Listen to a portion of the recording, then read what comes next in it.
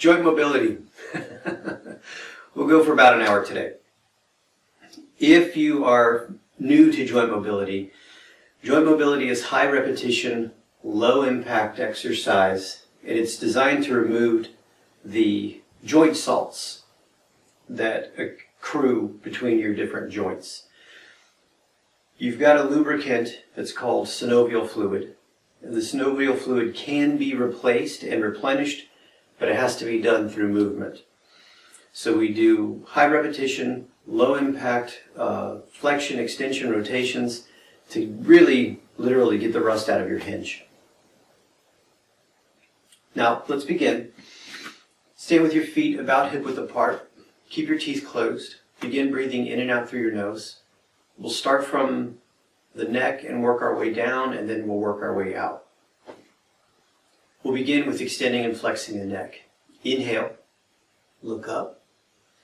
Exhale, look down. And repeat this a few times.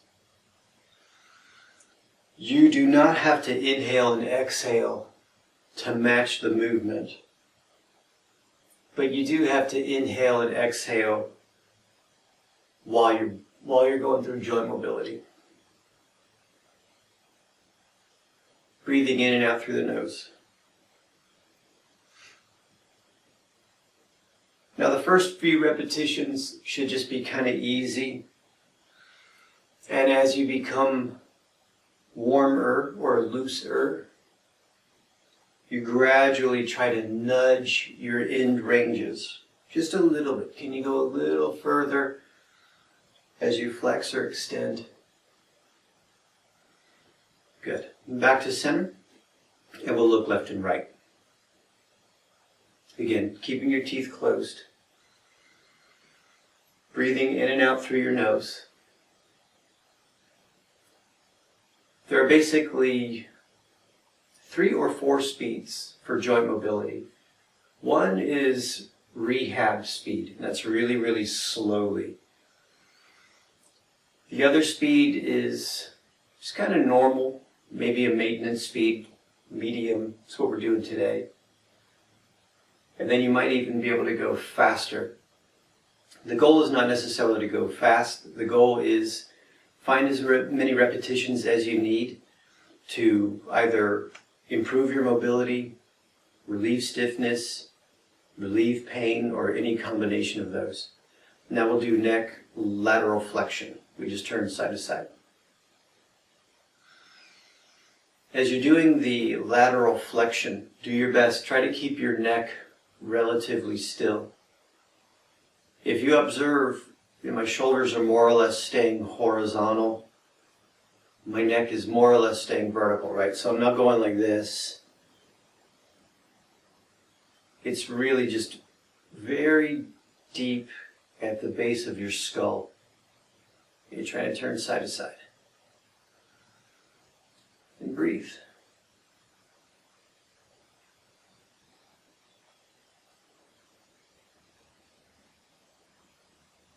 Good. And now we'll try to combine all those flexion, extension, rotations. We'll put it into neck circles. So bring your chin to your chest. You just kind of roll your ear towards your shoulder. Look up toward the ceiling. Roll your ear to the other shoulder. Chin to chest. That's what we're trying to do, is just combine all those ranges of motion. Make sure you're using your muscles. You're not just letting your head flop around, especially when you look up. Use your muscles. Try to push your face into the ceiling. And the next time your chin is on your chest, we'll come back the other way. Steady breathing. Try your best to keep the rest of your body more or less still, right? So your shoulders shouldn't be moving too much. Your rib cage shouldn't be moving too much. Really try to isolate the base of the skull. Next time your chin is on your chest, pause, look forward, and we'll keep working our way down. Next up is the rib cage, or the thoracic spine. We'll try to do flexion and extension. I'll turn sideways so hopefully you can see. When we extend the spine, you're trying to lift your chest bone up and push your chest bone forward, like this. You're lifting your chest up. It's not squeezing your shoulder blades together, because that is affecting your shoulder blades. When you lift your chest, that's affecting your rib cage. This is extension. So we want to extend, and then you want to flex. You round out. You collapse your chest. Extension, flexion. And we'll repeat this a few times. Just like we did for the skull and the neck, we'll do the same thing for the spine. In this case, the thoracic spine. So we want to extend. This is going to help you with your inhales. You want to flex. This is going to help you with your exhales. It'll help you with your abs work. You may be able to catch an inhale or an exhale. As you extend, inhale. As you exhale, flex your spine.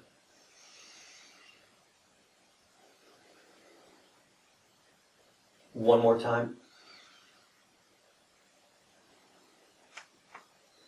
And then back to center. Good. Now next up, we're going to do two things with the spine. First is called lateral flexion. Lateral flexion is you just tip side to side like this.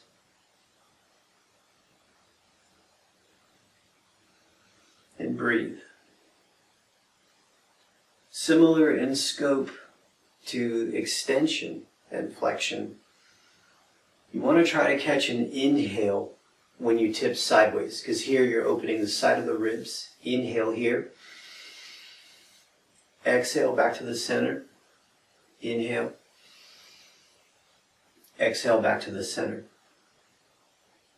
You don't have to do it that way every single time, but if you can, there is potential beneficial side effects of increasing vital lung capacity just by inhaling when your rib cage is open, exhaling when your rib cage is neutral.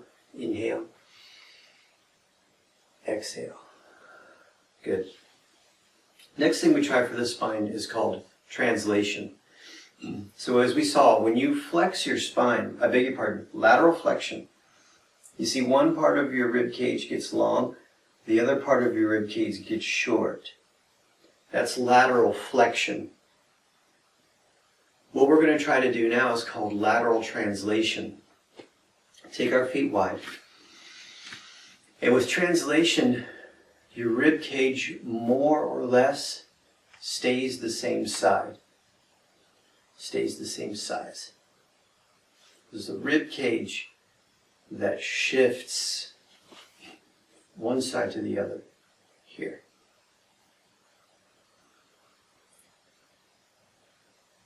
One way you can facilitate this, if you bring your hands out to a T, it's as if you're reaching for a light switch, reaching for another light switch. Another thing to help determine if you're doing it correctly, if you lean to your right, if you lean this way, you should feel, honestly, it's a little bit unpleasant in your left low back. If you go to your right, if you go to your left, you should feel a little bit of unpleasantness in your right low back. And that's just because you're tugging on a lot of connective tissue, small muscles. It's not bad. It should not be injurious. It should be helpful to help loosen you up a little bit. Okay, so this is lateral translation, just like we do in triangle pose or side angle pose. Now we come back to center. Now just like we did for the neck and the skull, we're going to try to turn this into a circle. The first thing to do is just try to touch all 4 points of mobility. Extension, translation, flexion, translation. Okay? Hands to your hips if you like. As you inhale, lift your chest. So we extend. As you exhale, translate to one side. Flex your spine.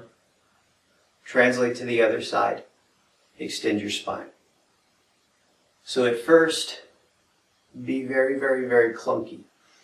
Make sure you get extension, lateral translation, flexion, lateral translation, extension. Don't rush this. And then as you get better, you may be able to go faster or not. And then as you get smoother, you can turn it into a circle.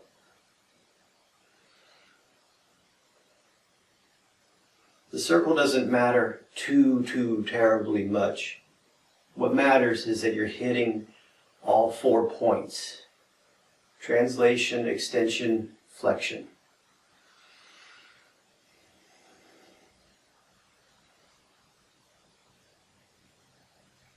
And now we'll come up the other way. So we extend, translate, flex, translate, extend. Try to hit all the 4 corners first, or all the 4 points. It's kind of like north, south, east, west. And then maybe you build up speed,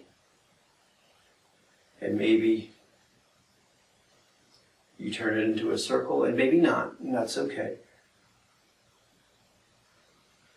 Just as long as you get all those points, those mobility points. Inhale when you extend. Exhale as you laterally flex, or I should say, I beg your pardon, laterally translate and flex. Good. Let's bring our feet together a little bit. Stand about hip width apart. Now we're going to do the same thing for the pelvis. And I've had questions before, well, what's the difference between pelvic circles and pelvic work and the hip circles? But we're going to get into that. But when we're doing the pelvic work, the isolation work, we're really working a lot on the muscles that are in the front, side, and back of the hips, abs, pelvis, everything. But when we do the hip circles, we're really trying to get more just into the ball and socket of the hips. But we'll get there in a second. Now for the pelvic isolation work, bring your feet about hip width apart and bend your knees slightly. When you look down, your knees should more or less cover the tops of your feet. Your toes should kind of point out under your knees a little bit. Just keep your knees just slightly bent. We want to stay in this kind of semi-squat position. That's going to loosen up your hamstrings. That's going to loosen up your low back. And it's going to grant you access to tilt your pelvis. Bring your hands to your hip bones. And as you inhale, lift your tailbone. As you're lifting your tailbone, you can feel with your thumbs that your back muscles contract. That's what you're shooting for. Then exhale, tuck your tailbone. And you should feel your abs contract. And you repeat that a few times. Anterior, posterior. Anterior, posterior. Keep your knees slightly bent the whole time. If you can, of course, if it's painful, straighten your knees is totally fine. It just makes it a little harder to access this range of motion. If you can keep your knees slightly bent, do that. And if you can't, it's all right. Do the best you can. And you're really trying to use your muscles so the abs shorten, tailbone lengthens when you're posterior pelvic tilt. When you lift your tailbone, abs lengthen, back muscles shorten. Just a couple more.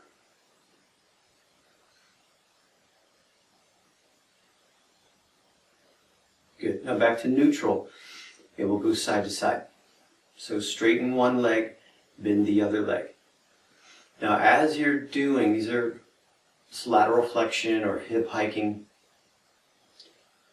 As you're doing this, pay attention. Make sure that you're not rocking back and forth. You're really trying to isolate right here. You should just feel your hip bones going up and down. Alternatively, really swing your hip out. Breathe. Try not to move up and down. So I don't know if I can do it. So you shouldn't be going up and down. You shouldn't be rocking side to side. Your torso, shoulders, head, all that stuff should more or less remain level. You're really isolating deep, deep, deep, deep, deep into the hip hiking. Steady breathing.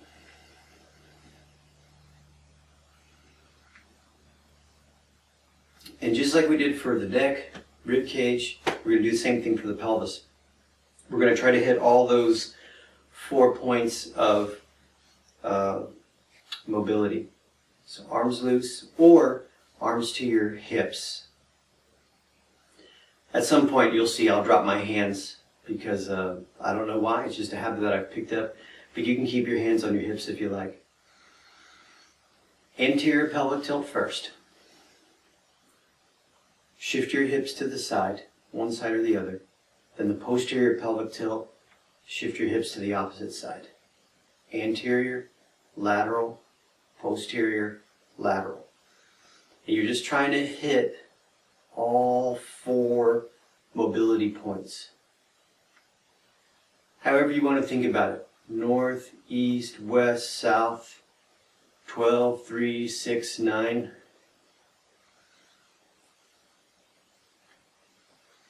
And then as you get better, you can smooth it out and just make a circle. As you're making the circle, do your best. Try not to get shorter and taller. And try not to move your torso too much. We're really trying to isolate deep, deep, deep, deep, deep into the pelvis. If you don't quite get the circles, it's okay. Do the best you can with what you got. Now we'll try to come back the other way. Lateral to one side, posterior, lateral, anterior. And repeat that. And at first, it's just kind of clunky. And honestly, you want it to be clunky because you want to feel each end range. And then once you've got that, see if you can smooth it out.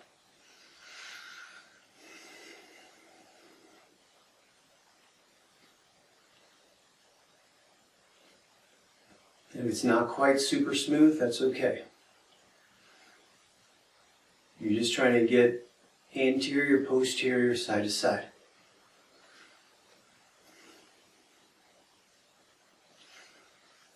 And if we do it correctly, this is really a lot of core work. You're getting front, back, side to side. Everything here. One more inhale.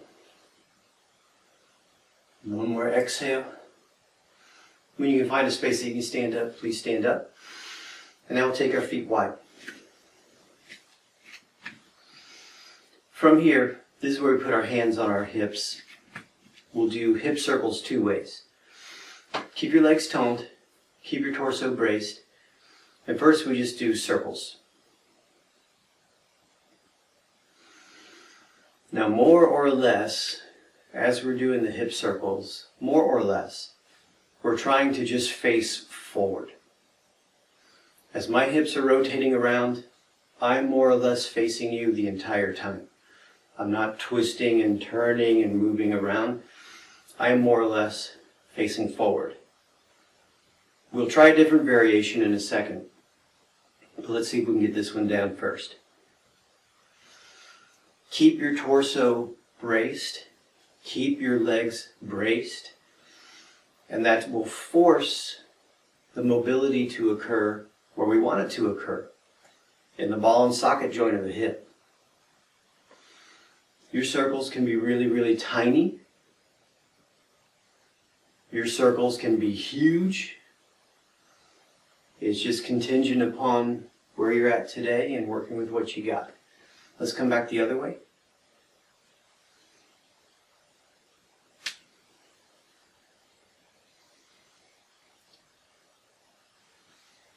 Steady breathing.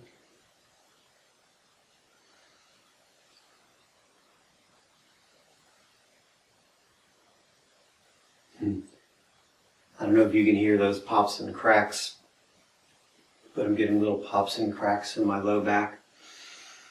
Pops and cracks may occur as you're doing your joint mobility.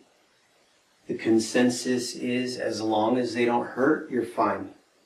Nothing should hurt when you're doing joint mobility. Good. Now the next hip circles,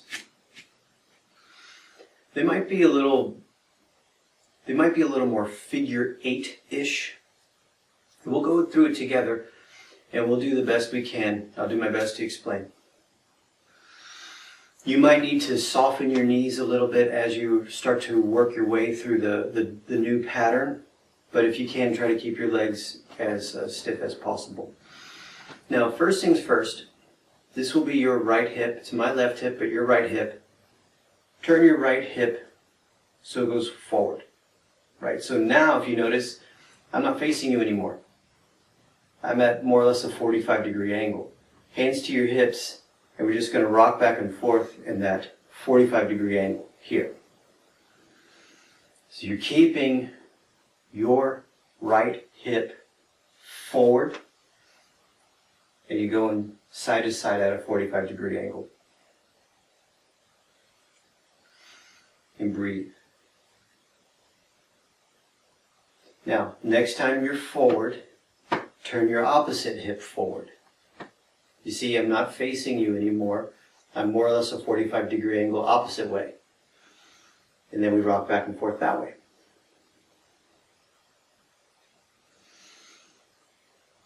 This particular variation of the hip circles kind of falls under the category of the same but different. We're still hitting the ball and socket joint of the hips, but we're just hitting different muscle fibers from a different angle. So kind of like the same thing we did a second ago, but different. Now, next time your hips are forward, push your right hip forward. And we're going to try to create, it's kind of more like a figure 8. As you go forward, left hip, right hip, back, forward, left hip, back, left hip, right hip, back. We're going to trade which hip goes forward as we push the hip forward. And we're working in these 45-degree angles here. So it's a little weird, it's a little clunky, but you're going to affect your hips in a different way. And if you don't quite get it, it's all right. It's practice. We're just trying to switch which hip is in front when we go forward.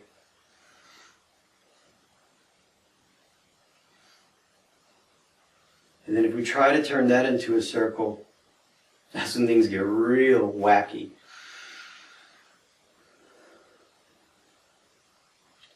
So as you're circling, you go one hip, the other hip, back. One hip, the other hip, back. You see now it's a little wonkier, but we're also getting a little bit deeper into the hip flexors.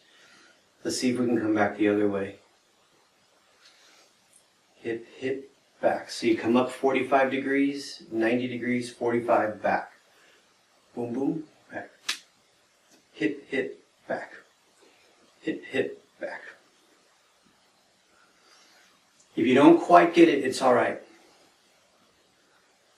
You can go back to the regular hip circles But once you kind of get these, you'll see it just adds a different dimension to getting looseness, particularly through your hip flexors, but also through your hips. Good. Let's bring our feet close together. Bring your hands on top of they're on your thighs above your kneecaps. So not on top of the kneecaps, not on top of the patella. Just superior to the patella, knees slightly bent, and knee circles.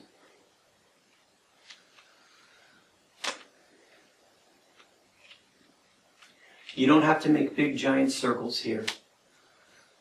Just enough. If you imagine your kneecaps are made of chalk and you're drawing circles around your feet. Let's come back the other way.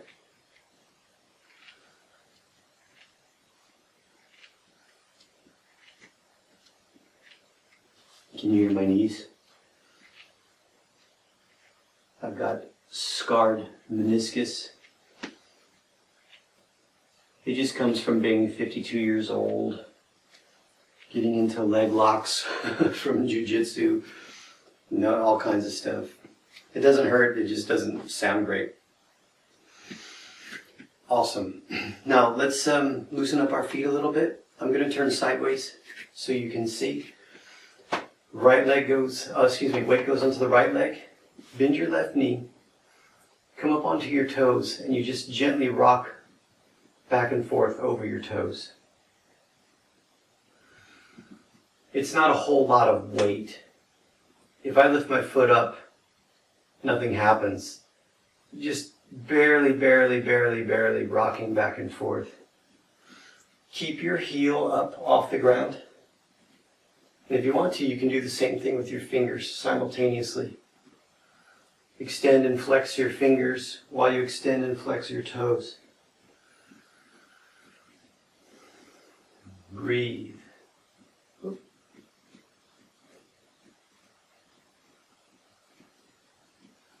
turn the other way so you can see.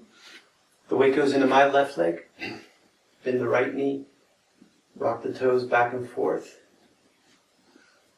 You can also flex and extend your fingers. Just loosening up some of the appendages or phalanges in this case.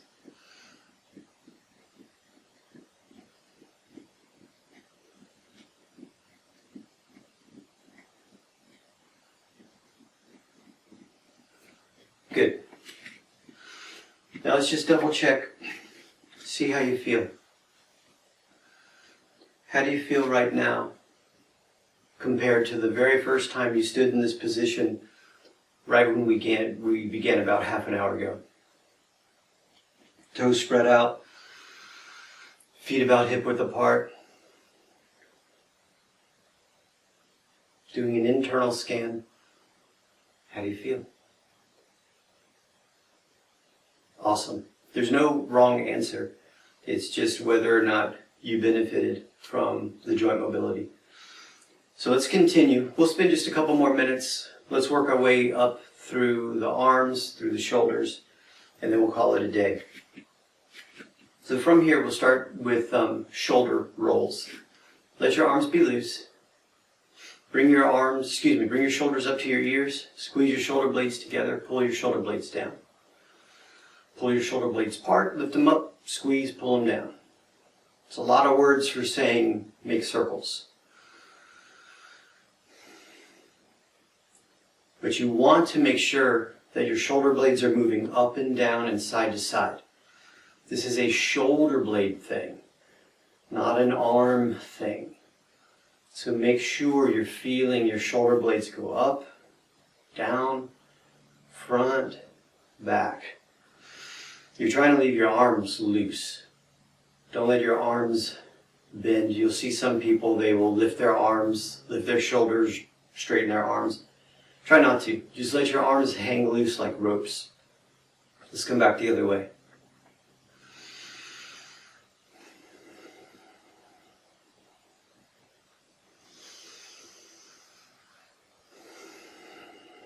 Really get in there. This has the potential of being a self-massage especially around the trapezius muscles, the muscles here on the top of your neck or the top of your shoulders.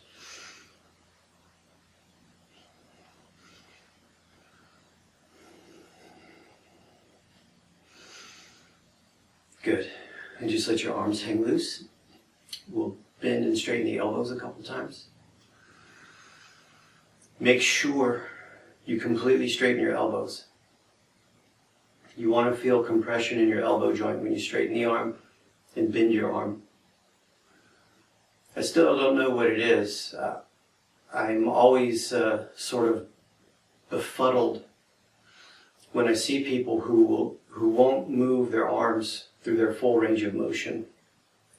They're fully capable, because when I ask them to, suddenly they can flex completely, they can extend completely. But for some reason, a lot of people just like to hover around here. If you have the ability, straighten your arm, straighten it. Feel your triceps, feel the compression in your elbow. Bend your arm, feel your biceps. Straighten and bend your arms completely. Not violently, but completely. Good. And now we'll work on what's called the glenohumeral joint, the ball and socket of the shoulder. Make your arm straight and just rotate your arm inward and outward. You're looking to turn from your arm bone.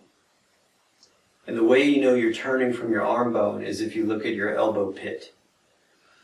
If your elbow pit is rolling in and rolling out, then you're moving from your arm, your humerus. If your hands are just turning, but your elbow pit doesn't move, now you're just working your forearm and your wrist. So you want to get everything. Turn your elbow pits as far forward as you can and turn your elbow pits as far backward as you can. The first couple of repetitions might be easy, and once you get warmed up, try to go further and further to your end ranges. Just a couple more. Good. So we got everything. Neck, spine, hips, shoulders, knees, elbows, fingers, toes. Let's finish up with a little bit of shaking. Get rid of any residual tension we might be feeling. Just get kind of loose. Here's what we'll try. Feet about hip width apart. Make your knees buoyant and bouncy. So keeping your feet flat on the ground, and you do a series of little mini hops. This is sort of the default shaking position. And as you can hear it in my voice, and as you kind of get going, you can embellish the shaking by shaking your fingers. You can shrug your shoulders up and down.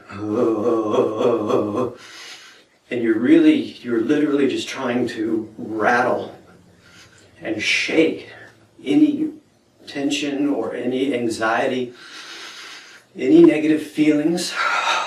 You're just getting them out through shaking. Animals in the wild, they shake when they're nervous, when they're feeling anxious, they will shake, and they will just keep shaking until the anxiety's gone, until they are able to resume normalcy. So joint mobility is about mobilizing. How do you mobilize? You got to be loose. So we'll take another 30 seconds or so. Try to emphasize your exhale. Just shake. Give yourself permission to look a little silly and see how loose you can become.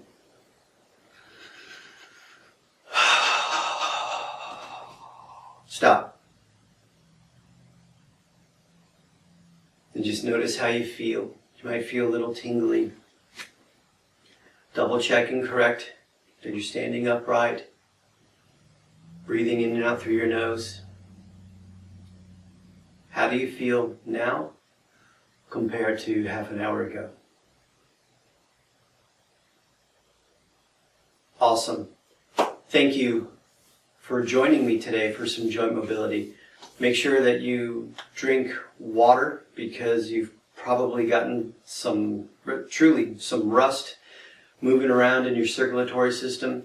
So the water will help flush that out. It'll help detoxify anything you may have rattled loose through the joint mobility. If I don't see you sooner, I will see you later. Thanks again. Go forth and be awesome.